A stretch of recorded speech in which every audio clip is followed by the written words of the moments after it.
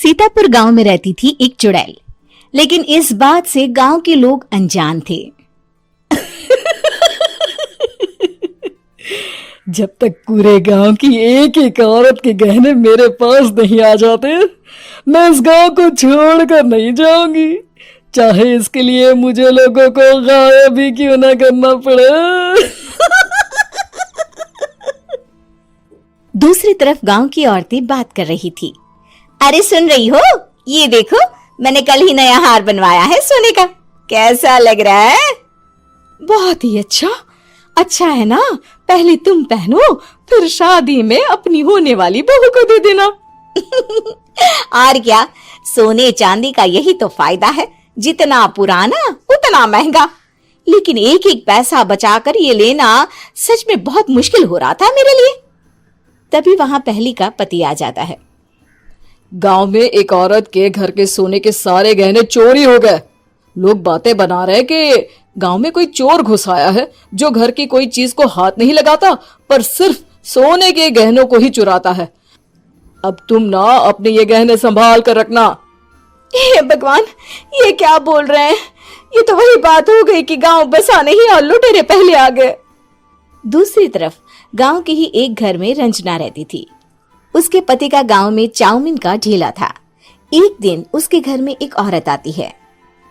अरे रंजना, तू गांव में नहीं है तो सोचा तुम्हें बता दूं। गांव में बात चल रही है कि गांव में एक चोर घुस आया है जो घरों के सोने के गहने चुरा लेता है। अरे मैं तो सिर्फ ये कान की छोटी सी बाली ही सोने की पहनती हूँ, बाकी गहने तो मैंने गांव के बैंक में लाकर रखे हैं। ये क्या होता है? ना बाबा ना, हमारे गांव की औरतें तो गहने अपने पास ही रखती है। जब कहीं जाना हो तो बस अलमारी से गहने निकालो और पहन लो।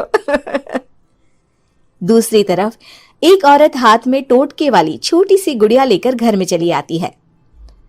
अरे कोई है? घर की औरत है क्या? क्या है ये गुड़िया? ये कोई ऐसी वैसी गुड़िया नहीं है, ये जादुई गुड़िया है। इसको घर की अलमारी में रखना, अगर तुम्हारे घर पर किसी की बुरी नजर होगी तो रात भर में ये पतली सी गुड़िया मोटी हो जाएगी। मैं कल आकर ये गुड़िया ले जाऊंगी और तुम्हारे घर की सारी बुरी नजर छूट जाएगी, समझी? अरे वाह, ये तो बहुत कमाल की गुड़िया है, दे दो। कितने की है एक?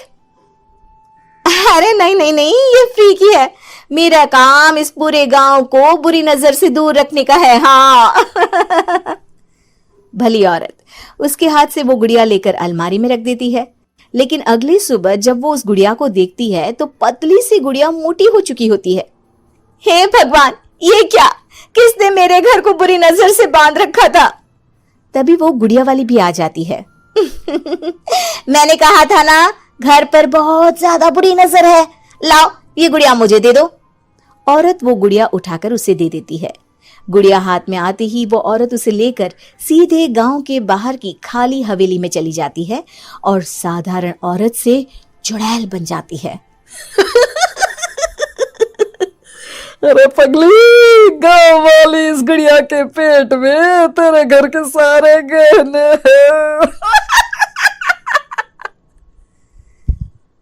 इतना बोलकर वो गुड़िया को फाड़ देती है और सारे गहने निकाल लेती है। वहीं दूसरी तरफ, हे भगवान, मेरे घर के सारे गहने चोरी हो गए। उस औरत के घर के आसपास लोगों का जमावड़ा हो जाता है और लोग बातें करने लगते हैं। लो जी, ये भी घर गया। पता नहीं कौन चोर है जो इतनी होशियारी से गहने चुरा लेता है। कुछ समझ में नहीं आ रहा कि कौन है। लोग तो घर से कहीं जाते भी नहीं है, न ताला लगे न घर खाली हो, फिर भी रातों रात गहने चोरी हो जाते हैं। अरे हम तो कहते हैं लोगों को बारी बारी चौकीदारी करनी चाहिए, चोर को तो पूरे गांव वाले मिलकर पकड़ ही लेंगे। लोग बारी बारी घरों की चौकीदारी भी करते हैं, लेकिन चोरी होने का सिलसिला रुकता ही नहीं। फिर एक दिन रंजना के पड़ोस से भी रोने की आवाज आती है।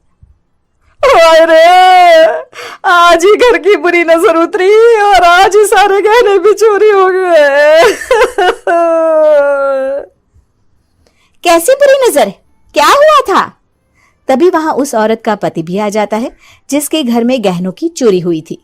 हाँ, मेरी बीवी ने भी किसी गुड़िया को घर में बुरी नजर उतारने के लिए रखा था, लेकिन अगले दिन गहने चोरी हो गए। अब रंजना को कुछ कुछ बात समझ में आ जाती है। वो गांव वालों से कहती है, देखिए अब आप लोग चिंता ना करें, जल्द ही चोर पकड़ा जाएगा। उस नजर उतारने वाली गुड़िया को आज मेरे घर कोई भेज देना। फिर क्या था, चुड़ैल को लोग रंजना के घर भेजते हैं। पहली बार देखा है कोई खुद लुटने को तैयार बैठा है। तो तू है जिसे घर की बुरी नजर उतारनी है? ये ले गुड़िया, ये सुबह तक मोटी हो गई तो समझो तुमको और तुम्हारे घर वालों को नजर लगी है। हाँ हाँ, मैंने काफी सुना है। तुम ये गुड़िया मेरे घर छोड़ देना। अरे क्यों नहीं, कल सुबह आऊंगी जब गुड़िया तुम्हारे घर की सारी बुरी नजर लेकर मोटी हो जाएगी, ठीक है? अब क्या था, रात को रंजना ने पूरी नजर गुड़िया पर रखी। वो अपने पति और गांव के कुछ लोगों को घर की खिड़की से घर के अंदर नजर रखने को कह देती है, और फिर जो नजारा सब देखते हैं वो हैरान करने वाला होता है। गुड़िया धीरे से अलमारी खोलकर बाहर आती है। अलमारी के सारे गहने लेकर घर में जहां जहां गहने होते हैं वो लेकर अपने मुंह से खा जाती है। वो जितने गहने खाती उतनी ही मोटी हो जाती और फिर अलमारी में बंद हो जाती है। गांव वाले डर के मारे वहीं बेहोश हो जाते हैं। लेकिन सुबह जब वो औरत गुड़िया लेने आती है, रंजना उसका सामना करती है। ये देखो, गुड़िया कितनी मोटी हो गई है। लगता है मेरे घर में बहुत लोगों की नजर लगी है।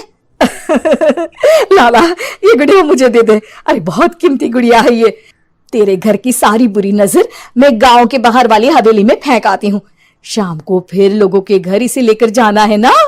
इसमें तो मेरी जान बसती है, जान। रंजना गुड़िया को चुड़ैल की तरफ बढ़ा देती है, लेकिन फिर वापस ले लेती है और गुड़िया के हाथ मोड़ देती है। जैसे ही गुड़िया के हाथ मोड़ती है, चुड़ैल का हाथ भी मुड़ जाता है। अच्छा, तो ये वो गुड़िया है जिसमें तुम्हारी जान बसती है। अब सुन चुड़ैल, तेरी सारी हकीकत सबके सामने आ गई है।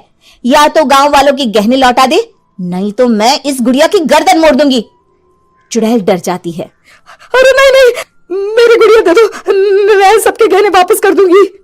ठीक है, अब भी जा और सबके सारे गहने वापस कर। चल निकल यहां से। चुड़ैल सबके गहने लौटा कर रंजना के पास आती है। ला दे मेरी गुड़िया रंजना, इसके अंदर के गहने निकाल ले, लेकिन गुड़िया वापस दे दे। लेकिन रंजना जानती थी कि जैसे ही गुड़िया चुड़ैल को देगी उसकी शक्ति वापस आ जाएगी। चुड़ैल, तू तो चुड़ैल ही रहेगी, ये मैं जानती हूँ। अरे नहीं नहीं नहीं, मैं गांव छोड़कर चली जाऊंगी, किसी को परेशान नहीं करूंगी, वादा करती हूँ मैं। लेकिन रंजना उसकी एक बात नहीं सुनती और गुड़िया का सर उसके शरीर से अलग कर देती है। चुड़ैल सर अलग होती ही गायब हो जाती है। गांव वाले रंजना के साहस और बुद्धि की खूब प्रशंसा करते हैं।